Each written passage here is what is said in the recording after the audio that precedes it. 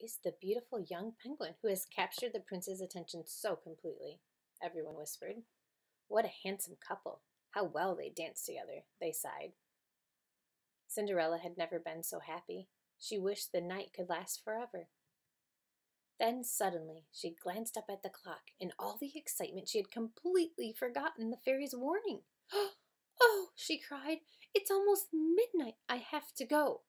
And she ran from the palace in such a hurry that one of her glass flippers fell off and was left lying on the steps. As Cinderella rode away in her carriage, the prince called out, "Oh, please don't go." But she was gone. He picked up the glass flipper and said sadly, "Who was she? I don't even know her name." The next day it was announced that the prince would marry the penguin whose foot fit the little glass flipper. There was great excitement throughout the land. First, all the princesses tried it on, and then all the penguins of the court, but the flipper was always too small. The royal footmen were commanded to take the flipper from house to house. The stepsisters spent the whole day perfuming and powdering their feet. "Cinderella," said the stepmother, "your clothes are too ragged to be seen by the royal footmen. Go downstairs and polish the silver until they leave." "Oh, please, I would like to try on the flipper too," said Cinderella, knowing it would fit her perfectly. The stepsisters laughed, but then they looked down at Cinderella's webbed feet.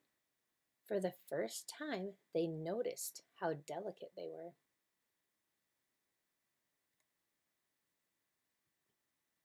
A knock came at the front door. "Quick, hide her," said the stepsisters.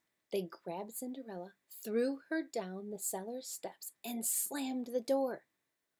Poor Cinderella. She lay upside down with her foot caught tight in the door, unable to get free. When the footmen came in, the stepsisters pushed and shoved to be the first to try on the flipper. They were so intent on snatching the flipper from each other that it slipped from their grasp, flipped high in the air, and landed squarely on Cinderella's foot. Everyone stared. It was a perfect fit. As the footman opened the door and helped Cinderella up, the great fairy penguin appeared. With a tap of her magic wand, she transformed Cinderella's tattered rags into the magnificent clothes she had worn to the ball. Cinderella was overjoyed. "Oh, thank you, Fairy Penguin. I thank you with all my heart." The stepmothers and stepsisters' beaks dropped wide open. They stared at Cinderella, spluttering with amazement. "Look! Oh, my! It's her! Oh, no! Oh, dear, we've really put our foot in it."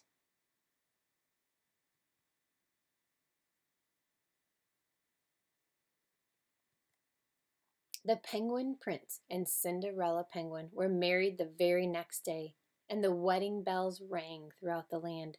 Never before could anyone remember such a joyous and happy wedding.